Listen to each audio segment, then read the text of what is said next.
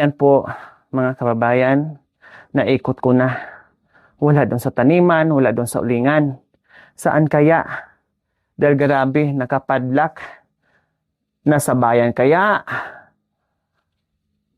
Nagtrabaho kaya silang lahat, mga kabayan? Kasi, bagong damo lang yan, mga kabayan, Kanina pa lang yan kasi hindi pa ganun ka laya yung nabunot nila, yung dinamuhan nila dyan, mga kabayan.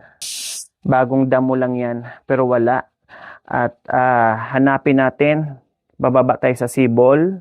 Kung wala sa sibol, mga kabayan, malamang nangalap yon ng pagkain, ulam, or kung ano-ano pa, no? Bakit wala dito? Or nagsilo? Hindi natin alam kasi alam niyo naman, mga kabayan, kapag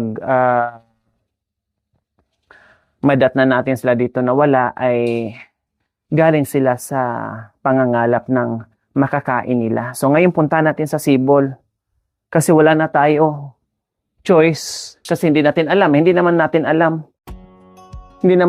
pwedeng halughugin yung kabundukan, mga kabayan, no? Dahil hindi natin alam kung saan sila nangalap. Ang puntahan lang natin ngayon na alam natin na pinupuntahan din nila, kumbaga. Kaya ngayon, baba tayo sa sibol. Dito sila nag-iigib.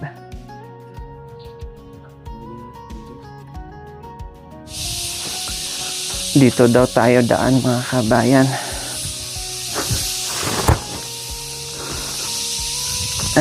Are, huwag mong apakan tong bato. Bibigay. O, ayan, malinis dito, si Marvin umuwi pa dito kasi nandyan pa yung mga damit niya, Umuwi si Marvin dito. Naglalaba.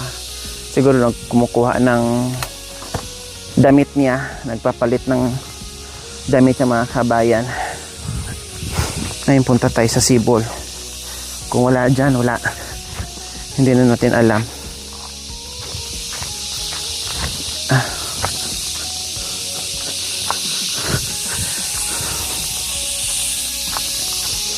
So ito ang problem talaga pag wala sila. Manghuhula tayo kung saan sila nagpunta. Ito yung ulingan niya dito, wala na, na-wash out na ng na-wash out na ng tubig ulan, tubig baha. Wash out na.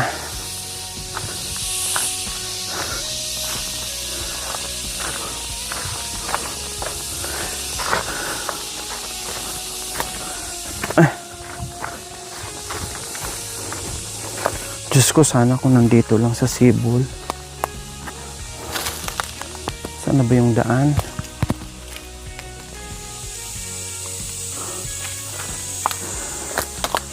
Ito at ang daan.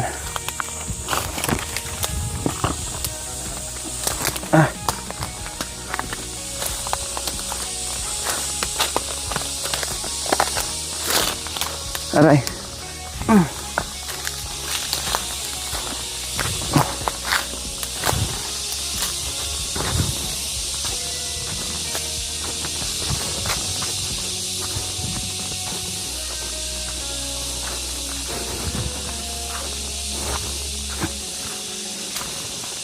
Naku, mga kabayan, bigo tayo sa paghahanap ngayon. Wala talaga dito. Sa kabila wala, dito wala. Pero ang tubig ay hindi nawawala. Ayan, may tubig pa rin. Ang hinahanap natin, mga kabayan, wala talaga, no? Hindi talaga natin alam ngayon kung saan. Medyo lumakas ang tubig ngayon, mga kabayan, dahil kahit walang ulan ay hindi talaga ito nawawalan. Continuous ang dito, ang tubig. Ayan, katulad yan, namamasa-masa na naman. Di ba?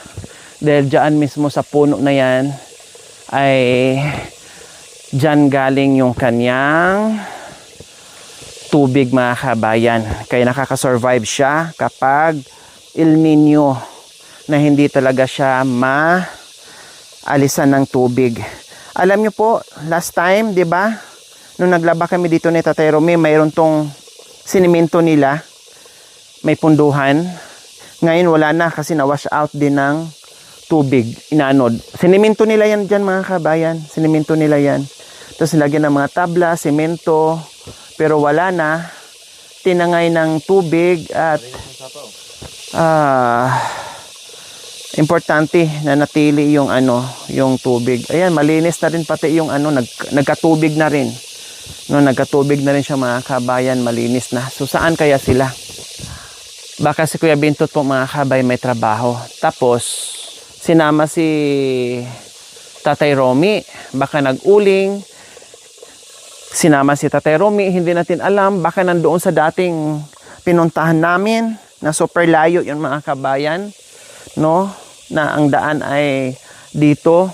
So hindi natin alam mga kabayan kung doon. So ang gagawin namin dito mga kabayan, kasi nandito na kami, so antay-antayin namin. Balik kami sa itaas sa bahay, mag-aantay kami hanggat makauwi si Tatay Romy. Uwi yun kasi malinis yung bahay, plus mayroon pang apoy doon o baga sa dapugan. Okay, so importante ay sinubukan natin silang puntahan, pero wala sila. Pero wag tayong mawala ng pag-asa dahil uuwi din yon. Kung halimbawa uuwi sila ng hapon, no, ay hindi kami matutuloy sa bayan kasi syempre hindi nakakayanin ng orasyon. Pero kung uwi sila kahit malang mga alas 3 ng hapon mga kabayan, okay, kayang-kaya pa namin. Pero kung alas 5, alas 4, alas 5 mga kabayan, hindi na po kaya talaga. No, gabihin na tayo sa pag-uwi natin, or hindi na natin mabili yung kailangan nila, nagmamadali na tayo dahil hinahabol natin yung oras. Okay, sige, akyat tayo ulit sa itaas dahil wala sila dito. Ikot na tayo ng ikot, pero wala talaga. Pero sana sa pag-akyat natin ay biglang guguho si Tatay Romy.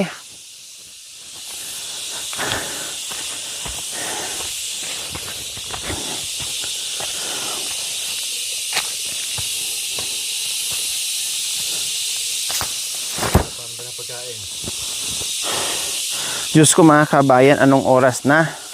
Sabi ko, wag na tayong mananghalian para sabay sila sa pagbaba namin mamaya. Doon na mananghalian. Hindi ako nagdala ng bag, hindi ako nagdala ng biskwit na sasakyan. Kasi nga, sabi ko, doon kami kakain, sabay-sabay na po kaming 6. Pero, wala naman sila. Paano to? Magutom tayo nito mga kabayan. Dahil hindi rin tayo makapasok sa bahay na dahil nakapadlak lahat. Wala tayong susi.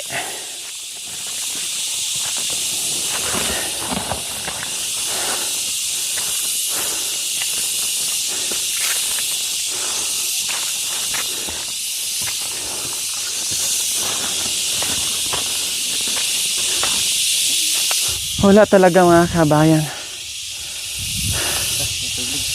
Saan kaya sila?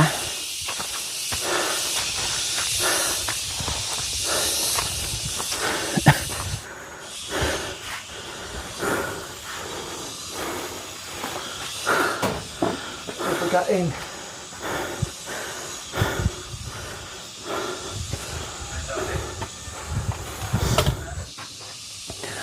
So ngayon po mga kababayan, kasi wala sila, bahala na. Bahay to pero hindi naman namin mabuksan mga kabayan. Magsaing sana kami ng ng tanghalian namin kasi may kaldero naman dyan. Yun nga lang, walang tubig, pero madali lang naman mag-igib kasi meron namang tubig doon sa sibol. Walang problema. Kaya lang wala tayong bigas. Ang bigas na sa loob ng kwarto ni Tatay Romy. Ang tanong kung may bigas din ba dyan. Kaya sabi ko, siguro wala pang 1 oras umalis sila, tapos dumating tayo mga kabayan. Kaya hindi talaga natin naabutan kasi bagong bunot dyan, nagdamo sila, tapos yung nagwalis dito. And then, may ano dito, may baga pa, no? Nag-aapoy pa dito mga kabayan. Iba talaga ang bahay, no? Iba talaga ang bahay mga kabayan. Kapag merong mag-asikaso, merong babae, may mag-asikaso mga kabayan, na malinis talaga. Kaya Marwin naman, syempre, wala naman siya lagi dyan. In fairness, malinis naman sa kanya. Ayan, okay naman. Pati yung palibot, okay naman. Kasi nakikita ko mga kabayan ay pupunta pa siya dito. Ibig ko sabihin, alam ko na pupunta siya dito mga kabayan kasi yung mga sampay dyan na damit niya, minsan iba, tapos minsan napapalitan, tapos yung bag niya nakasabit dyan. So pupunta pa dito. Then kay Bentot naman, ayan yung ilalim ng ano niya, may mga abubot lang kasi mga gamit niya yan sa ano, pagbubukid. At yung gamit niya sa pag-uuling mga kabayan. So ayan po mga kabayan, katulad nito, 'di ba? Malinis na 'to mga kabayan. Ayan, katulad niyang mga kabayan, malinis na malinis 'yan. Pero syempre, dahil si Tatay Romy lang naman ang naglilinis, kaya hindi siya ganun kalinis. Pati itong ano niya, nangitim na rin. Aba, nandito pero wala namang laman. Nasa loob mga kabayan ang mga pinggan, mga baso at iba pa. Alam nyo naman si Tatay Romy mga kabayan. Pero tinakpan pa talaga niya ng damit, takot, nakawi na wala namang laman. So, ganyan mga kabayan ang bahay ni Tatay Romy. Hindi ko rin malinisan ng bongga dahil ang tubig ay wali pa, no? Meron, maghahakot tayo ng bongga bago tayo makalinis dito. Kaya tuwing punta namin dito mga kabayan, hindi ko po talaga linisan kahit yung paghugas-hugas mga kabayan. Hindi, kasi pahirapan ang tubig eh. Pati itong ano nila, tingnan nyo naman mga kabayan, kumain sila bago umalis. Ayan, kumain sila bago umalis mga kabayan. Iniwan na lang dito na walang hugas kasi wala pang tubig. Mag-aano pa sila, mag-iigib pa. Pero sa mga kabayan, sa pagwalis sa bahay ni Tatay Romy, no problem. Pati yung ilalim ng bahay niya, no problem po mga kabayan. Okay siya. Yun lang, yung mga ganito lang, marumi na. Tapos ito, tingnan nyo, kasi syempre, dito siya nagsasaing, ayan. Dahil syempre, ang usok mga kabayan ay nangitim na talaga, no? Nangitim na talaga pati yung mga kahoy. Ayan, dito sa yero mga kabayan ay nangutim na rin pati yung loob kasi ang usok, no? Ang usok mga kabayan ay galing dito sa dapugan dahil minsan nandoon sa gitna, doon sila nagsasaing. Di ba? Uling-uling na. Ganyan ang senaryo mga kabayan dito. Pero ganun talaga, syempre ang gamit nila ay uling eh. Pati dito sa ay syempre gamit nila uling or kahoy mga kabayan madalas. Pati dito sa sa terrace nila ay nangungutim na. Ito naman matanggal lang yan mga kabayan. Punasan lang sana ni Kuya Bentot. Meron silang gasol, walang laman. Mahal ang gasol ngayon mga kabayan. Huling pa-deliver namin 1,300. Umabot pa ng 2,000, 1,700, 2,000. Mahal. Libre ang kahoy dito. Okay lang to kapag tag-ulan. Saka ko na lang kargahan yan kapag matindi ng ulan mga kabayan. Pero pag ganito, maraming kahoy dyan. Wala silang kaagaw dito. Kaya no problem. So, okay lang na magkahoy-kahoy sila. Pati ito, siyempre, bakat sa ni Tatay Romy. Halimbawa, mga kamay nila na galing sa sa trabaho, hawak dyan, bakat, kaya may mga bakat-bakat po mga kabayan. May drawing pa dyan, Ito yung problema. Kung may tubig sana doon sa itaas mga kabayan, ay wala. Wala, empty. Wala talaga, as in. Oh. Tapos yung CR po ay okay naman. At least nabawasan ko yan. Hindi naman nila ginagamit. Meron nga lang pupo ng ibon. Ayan. Pupo ng ibon. Hindi na magagamit yan kasi walang tubig. Pero pumuti na siya.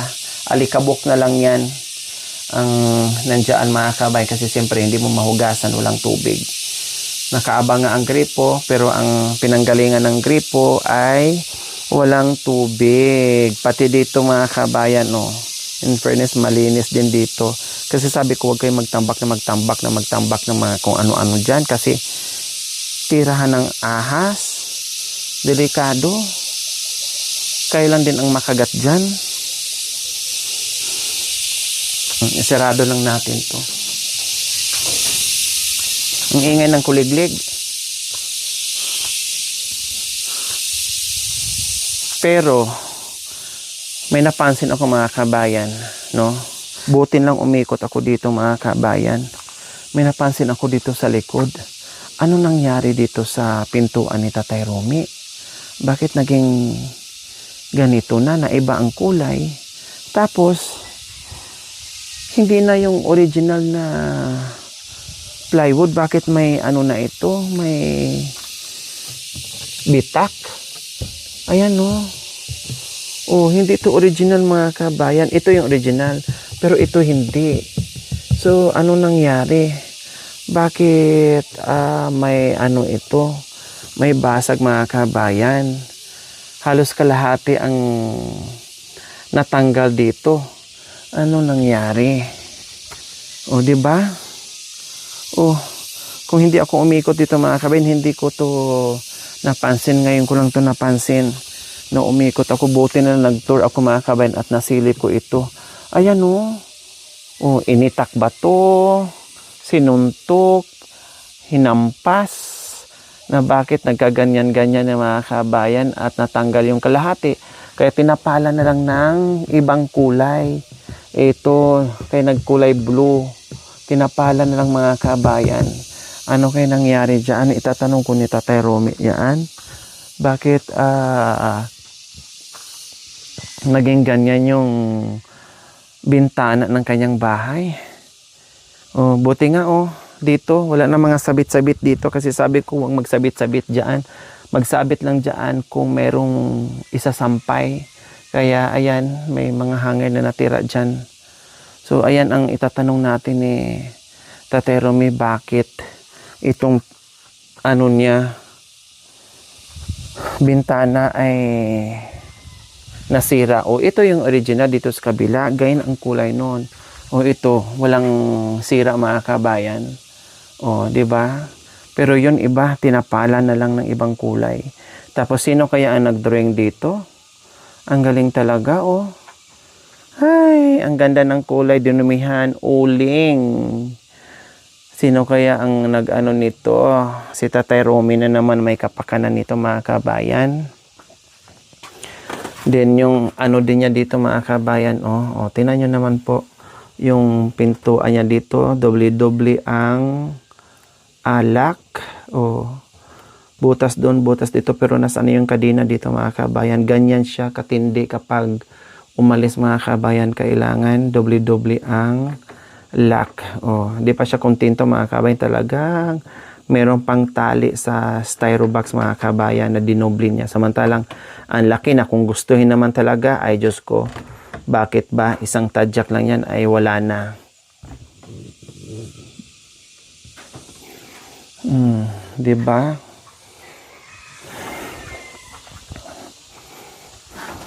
Talong ko. Tapos meron siyang talong dito na nakasabit mga kabayan. Nakahanda na siya dahil alam niya tag-ulan na. Siyempre, nakahanda na yung talong niya mga kabayan. Binhi niya yan para itanim. Dahil yung mga pananim niya, in fairness mga kabayan, matataba.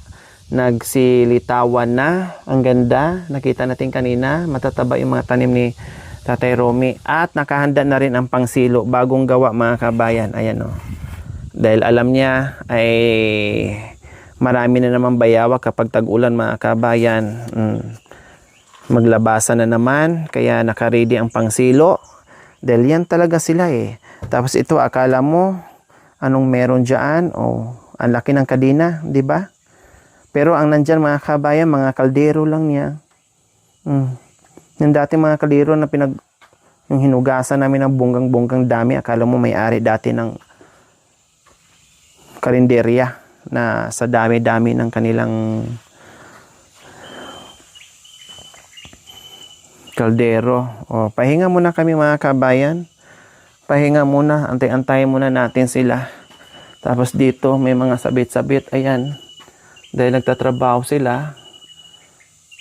Inalis nga nila doon sa likod ng bahay. Sabi ko wag magsabit dito. Dito naman sinabit mismo sa kanilang terrace na kitang-kita tuloy. O, inalis nila. Nilipat din nila dyan mga kabayan. Yung kay Marwin ay nandito sa likod. Ayan. Mga bago na yan. Bagong lagay lang yan dyan. Oh, kaya alam ko na umuwi pa siya dito. Kumukuha lang siguro ng damit, maglaba, magpalit ng damit, tapos balik na naman. So, ganyan ang eksena ni Marwin. Pati dito, nilagyan na rin ng kanal dahil tag-ulan na, naka-ready na. Ayan oh, bagong ano to oh. Bagong hukay.